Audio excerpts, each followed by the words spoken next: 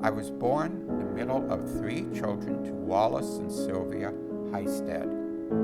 My parents were loving and caring, yet the atmosphere in our home was a measured performance. My brother and sister were brilliant students, which led me to an inferiority complex within my little heart. My mother was a classical pianist who gave up a musical career for marriage, but her perfectionist attitudes led her to strike out at others. I became the outlet for her outbursts.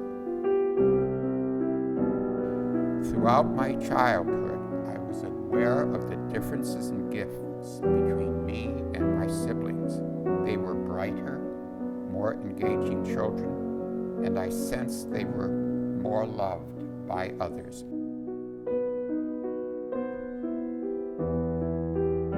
I finally graduated with a master's in history and started teaching. But within my heart, I felt isolated, cynical, and a failure. I turned to medicating myself with occasional illegal substances, especially alcohol. As I got older and desperately wished to marry and have children, my romantic experiences failed, which in turn fed a downward emotional spiral with deeper depression and isolation. I felt that God was angry and vengeful, and I blamed God as the author of all my hurt feelings. A sense of despair led me to con a friend into helping me buy a gun. God saved me from that final act of self-extinction. 6 months later, I met a wonderful young lady who had recently recommitted herself to the Lord. While studying that summer at Oxford University, I committed myself to the Lord. And when I returned to the United States, Barb and I were married after dating for 11 months. The Lord had intervened and guided each of us to a place where He wished us to be.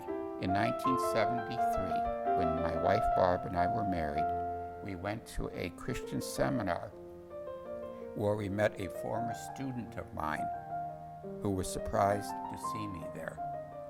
When told that I was a believer, he said, quote, "You were the last person whom I have ever met who I think would become a believer," unquote.